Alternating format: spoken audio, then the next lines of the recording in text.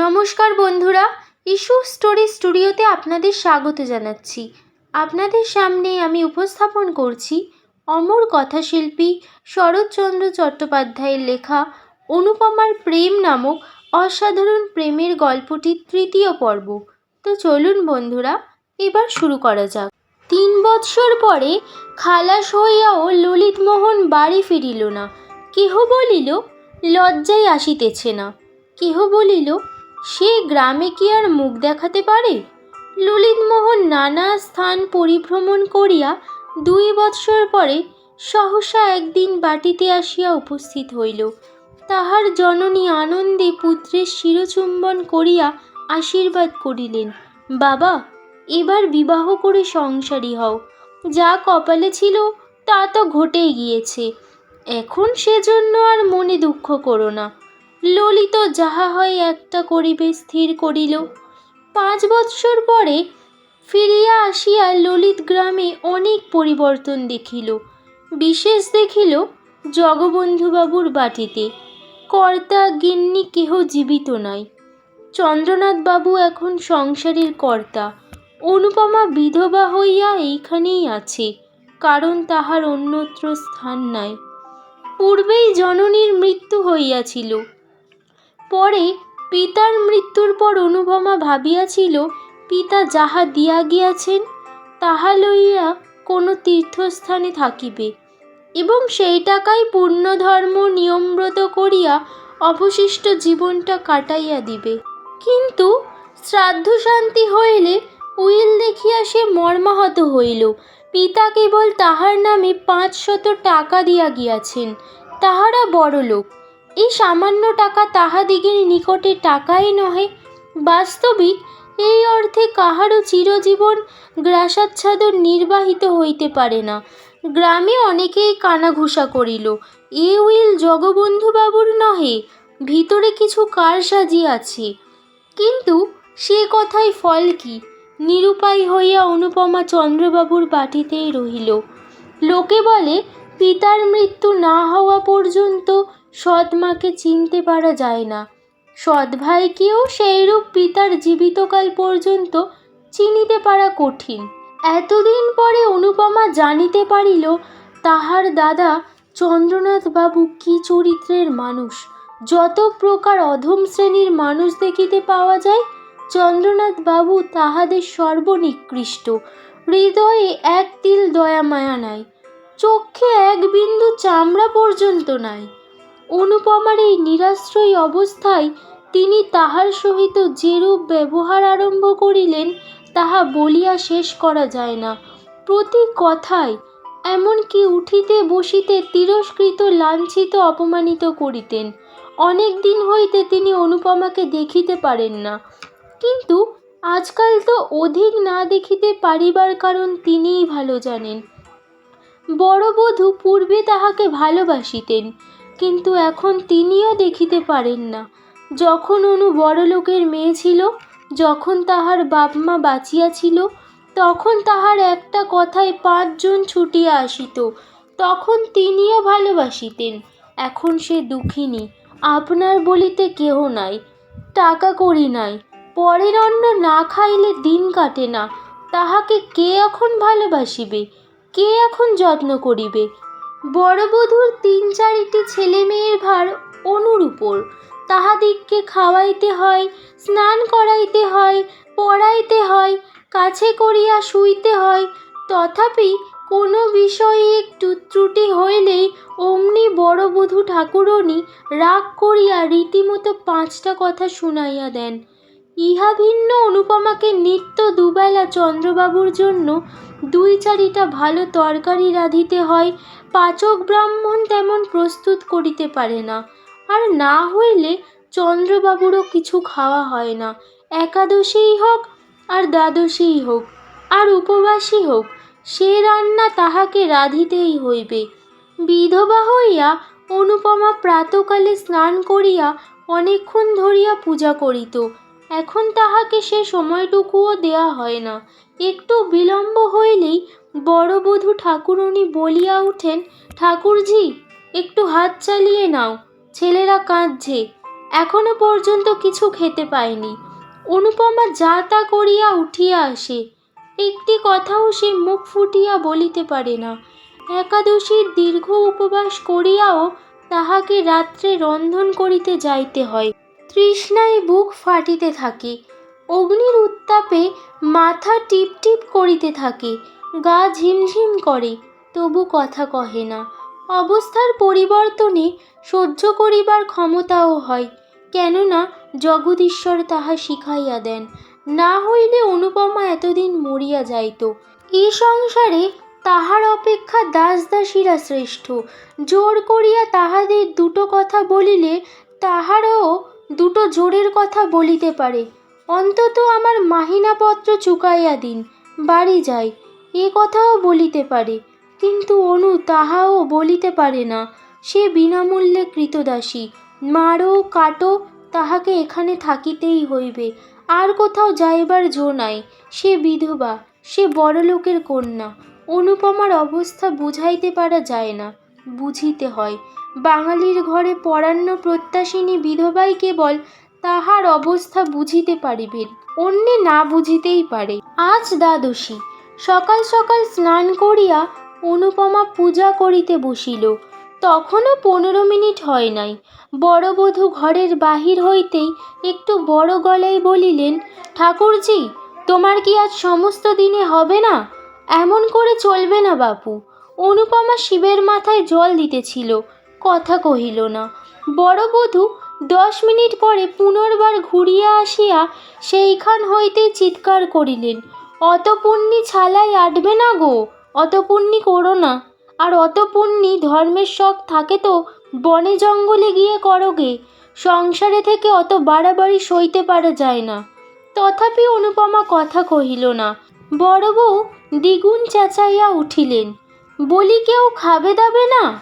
অনুপমা হস্তস্থিত বিল্বপত্র নামাইয়া রাখিয়া বলিল, আমার অসুখ হয়েছে, আজ আমি কিছুই পারবো না। পারবে না? তবে সবাই উপোস করুক। কেন, আমি ছাড়া কি লোক নেই?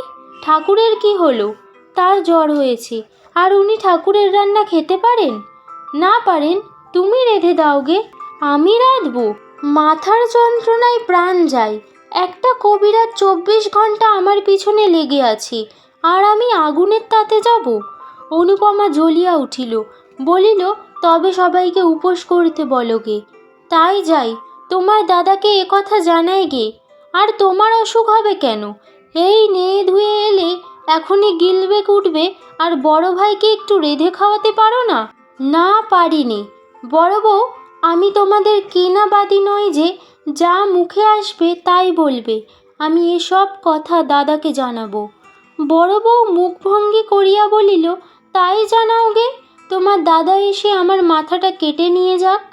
অনুপমা কিছুক্ষণ স্তব্ধ হইয়া রহিল, তাহার পর বলিল, তা জানি, দাদা ভালো হলে আর তোমার এত সাহস কেন? তিনি করেছেন কি? খেতে দিচ্ছেন, পড়তে দিচ্ছেন, আবার কি করবেন? সত্যি সত্যি তো আর আমাকে তাড়িয়ে দিয়ে তোমায় মাথায় করে রাখতে পারেন না। এজন্য আর মিছে রাগ করলে চলবে কেন? সমস্ত বস্তুরই সীমা আছে। অনুপমার সহিষ্ণুতারও সীমা ছিল। সে এতদিন যাহা বলে নাই, আজ তাহা বলিয়া ফেলিল। বলিল, দাদা আমাকে খাওয়াবেন পড়াবেন কি? যে বাপের টাকায় তিনি খান, আমিও সেই বাপের টাকায় খাই। বড় বউ ক্রুদ্ধ হইল। তাই যদি হতো, তাহলে বাপ আর পথের কাঙাল করে রেখে যেত না। পথের কাঙাল তিনি করে যাননি, তোমরাই করেছ। গ্রাম শুদ্ধ সবাই জানে তিনি আমাকে নিঃসম্বল রেখে যাননি। সে টাকা দাদা চুরি না করলে আজ আমাকে তোমার মুখ নাড়া খেতে হতো না। বড় বধূর মুখ প্রথমেই শুকাইয়া গেল, কিন্তু পরক্ষণেই দ্বিগুণ তেজে জ্বলিয়া উঠিল। গ্রাম শুদ্ধ সবাই জানে উনি চোর, তবে এ কথা ওকে জানাবো? জানিও, আরও বলো যে পাপের ফল তাকে পেতেই হবে। সেদিন এমনই গেল। অবশ্য এ কথা চন্দ্রবাবু শুনিতে পাইলেন, কিন্তু কোনরূপ উচ্চবাক্য করিলেন না। চন্দ্রনাথ বাবুর সংসারে ভোলা একজন ছোড়া মতো ভৃত্য ছিল। 5-6 দিন পরে চন্দ্রবাবু একদিন তাহাকে বাটির ভিতর ডাকিয়া আনিয়া বেদম প্রহার করিতে লাগিলেন। চিৎকার শব্দে অন্যান্য দাসদাসীরা ছুটিয়া আসিল। তখনও অসম্ভব মার চলিতেছে। অনুপমা ঘরের ভিতর পূজা করিতেছিল। পূজা ফেলিয়া সেও ছুটিয়া আসিল। ভোলার নাক মুখ দিয়া তখনও রক্ত ছুটিতেছিল। অনুপমা চিৎকার করিয়া উঠিল, দাদা করো কি? মরে গেল যে। চন্দ্রবাবু খিচাইয়া উঠিলেন, আজ বেটাকে একেবারে মেরে ফেলবো। তোকেও সঙ্গে সঙ্গে মেরে ফেলতাম, কিন্তু শুধু মেয়ে মানুষ বলে তুই বেঁচে গেলি। আমার সংসারে এত পাপ আমি বরদাস্ত করব না। বাবা তোকে 500 টাকা দিয়ে গেছেন, তাই নিয়ে তুই আজই আমার বাড়ি থেকে দূর হয়ে যা। অনুপমা কিছুই বুঝিতে পারিল না, শুধু বলিল, সে কি? কিছুই নয়, আজ টাকা নাও, নিয়ে ভোলার সঙ্গে দূর হয়ে যাও, বাইরে গিয়ে যা খুশি করোগে। অনুপমা সেইখানেই মূর্ছিত হইয়া গেল। দাসদাসীরা সকলেই একথা শুনিল। কেউ মুখে কাপড় দিয়া হাসিল, কেহ হাসি চাপিয়া ভালো মানুষের মতো সরিয়া গেল, কেহ বা ছুটিয়া অনুপমাকে তুলিতে আসিল। চন্দ্রবাবু মৃতপ্রায় ভোলার মুখে আর একটা পদাঘাত করিয়া বাহিরে চলিয়া গেলেন। আজ অনুপমার শেষ দিন। এ সংসারে সে আর থাকিবে না। জ্ঞান হইয়া অবধি সে সুখ পায় নাই। ছেলেবেলায় ভালোবাসিয়াছিল বলিয়া নিজের শান্তি নিজে ঘুচাইয়াছিল। অতিরিক্ত বাড়াবাড়ি করিয়াছিল বলিয়া বিধাতা তাহাকে এক তিলও সুখ দেন নাই। যাহাকে ভালোবাসিত মনে করিত তাহাকে পাইল না, যে ভালোবাসিতে আসিয়াছিল তাহাকে তাড়াইয়া দিল। পিতা নাই, মাতা নাই, দাঁড়াইবার স্থান নাই। স্ত্রীলোকের একমাত্র অবলম্বন সতীত্বের সুযশ, তাহাও ঈশ্বর কাড়িয়া লইতে বসিয়াছেন। তাই আর সে সংসারে থাকিবে না। বড় অভিমানে তাহার হৃদয় ফাটিয়া উঠিতেছে। নিস্তব্ধ নিদ্রিত কৌমুদী রজনীতে খিড়খিড় দ্বার খুলিয়া আবার বারবার 3 বার পুষ্করিণীর সেই পুরাতন সোপানে আসিয়া উপবেশন করিল। এবার অনুপমা চালাক হইয়াছে। আরবার সন্তরণ শিক্ষাটা তাহাকে মরিতে দেয় নাই। এবার তাহা বিফল করিবার জন্য কাঁখে কলসি লইয়া আসিয়াছে। এবার পুষ্করিণীর কোথায় ডুবন জল আছে তাহা বাহির করিয়া লইবে। এবার নিশ্চয় ডুবিয়া মরিবে। মরিবার পূর্বে পৃথিবীকে বড় সুন্দর দেখায়। ঘরবাড়ি, আকাশ, মেঘ, চন্দ্র, তারা, জল, ফুল, লতা, বৃক্ষ সব সুন্দর হইয়া ওঠে। যেদিকে চাও সেই দিকেই মনোরম বোধ হয়।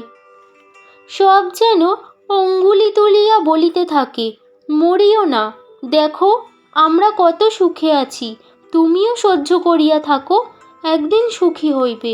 না হয় আমাদের কাছে এসো, আমরা তোমাকে সুখী করিব। অনর্থক বিভ্রাতি দত্ত আত্মাকে নরকে নিক্ষেপ করিও না। মরিতে আসিয়াও মানুষ তাই অনেক সময় ফিরিয়া যায়। আবার যখন ফিরিয়া দেখে জগতে তাহার এক তিলও সুখ নাই, অসীম সংসারে দাঁড়াইবার এক বিন্দু স্থান নাই, আপনার বলিতে একজনও নাই, তখন আবার মরিতে চাহে। কিন্তু পরক্ষণেই কে যেন ভিতর হইতে বলিতে থাকে, ছি ছি, ফিরিয়া যাও, এমন কাজ করিও না। মরিলেই কি সকল দুঃখের অবসান হইল? কেমন করিয়া জানিলে ইহা অপেক্ষা আরও গভীর দুঃখে পতিত হইবে না?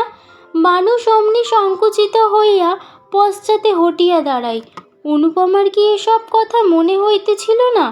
কিন্তু অনুপমা তবুও মরিবে, কিছুতেই আর বাঁচিবে না। পিতার কথা মনে হইল, মাতার কথা মনে হইল, সঙ্গে সঙ্গে আর কজনের কথা মনে হইল। যাহার কথা মনে হইল সে ললিত। যাহারা তাকে ভালোবাসিত তাহারা সকলেই একে একে চলিয়া গিয়াছে। শুধু একজন এখনো জীবিত আছে। সে ভালোবাসিয়াছিল, ভালোবাসা পাইতে আসিয়াছিল, হৃদয়ের দেবী বলিয়া পূজা দিতে আসিয়াছিল। অনুপমা সে পূজা গ্রহণ করে নাই এবং অপমানিত করিয়া তাড়াইয়া দিয়াছিল। শুধু কি তাই, জেলে পর্যন্ত দিয়াছিল। ললিত সেখানে কত ক্লেশ পাইয়াছিল, হয়তো অনুপমাকে কত অভিসম্পাত করিয়াছিল। তাহার মনে হইল নিশ্চিত সেই পাপেই এত ক্লেশ, এত যন্ত্রণা। সে ফিরিয়া আসিয়াছে, ভালো হইয়াছে, মদ ছাড়িয়াছে, দেশের উপকার করিয়া আবার যশ কিনিতেছে। সে কি আজও তাহাকে মনে করে? হয়তো করে না, হয়তো বা করে, কিন্তু তাহাতে কি? তাহার যে কলঙ্ক রটিয়াছে, তিনি কি তাহা শুনিয়াছেন?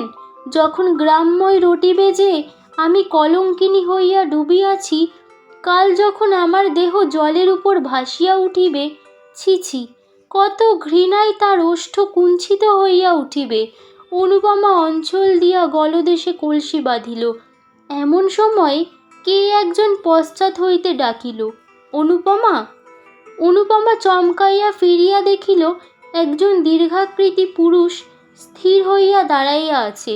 আগন্তুক আবার ডাকিল। অনুপমার মনে হইল এ স্বর আর কোথাও শুনিয়াছে, কিন্তু স্মরণ করিতে পারিল না। চুপ করিয়া রহিল। অনুপমা, আত্মহত্যা করো না। অনুপমা কোনো কালেই বীরানত লজ্জাবতী লতা নহে। সে সাহস করিয়া বলিল, আমি আত্মহত্যা করব আপনি কি করে জানলেন? তবে গলায় কলসি বেঁধেছ কেন? অনুপমা মৌন হইয়া রহিল। আগন্তুক ঈষৎ হাসিয়া বলিল, আত্মঘাতী হলে কি হয় জানো? কি? অনন্ত নরক। অনুপমা শিহরিয়া উঠিল। ধীরে ধীরে কলসি খুলিয়া রাখিয়া বলিল, এ সংসারে স্থান নাই। ভুলে গিয়েছ? আমি মনে করে দিচ্ছি।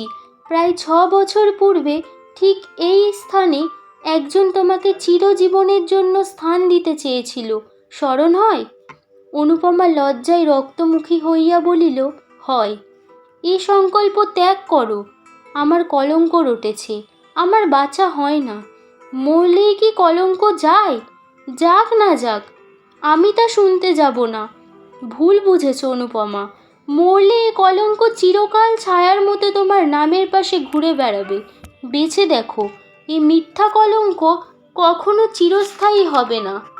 কিন্তু কোথায় গিয়ে বেঁচে থাকবো? আমার সঙ্গে চলো। অনুপমার একবার মনে হইল তাহাই করিবে। চরণে লুটাইয়া পড়িবে, বলিবে, আমাকে ক্ষমা করো। বলিবে, তোমার অনেক অর্থ, আমাকে কিছু ভিক্ষা দাও, আমি গিয়া কোথাও লুকাইয়া থাকি। পরে অনেকক্ষণ মৌন থাকিয়া ভাবিয়া চিন্তিয়া বলিল, আমি যাব না। কথা শেষ হইতে না হইতে অনুপমা জলে ঝাঁপাইয়া পড়িল। অনুপমা জ্ঞান হইলে দেখিল সুসজ্জিত হর্মে পালঙ্কের উপর সে শয়ন করিয়া আছে, পার্শ্বে ললিতমোহন। অনুপমা চক্ষু উন্মীলন করিয়া কাতর স্বরে বলিল, কেন আমাকে বাঁচালে? এখানেই শেষ হলো গল্পটির 3য় পর্ব। গল্পটির 3য় পর্ব ভালো লেগে থাকলে লাইক এবং শেয়ার করুন। এরকম আরও অনেক অসাধারণ প্রেমের গল্প শুনতে হলে চ্যানেলটিকে অবশ্যই সাবস্ক্রাইব করুন এবং নিজের মতামত কমেন্ট সেকশনে জানাতে ভুলবেন না।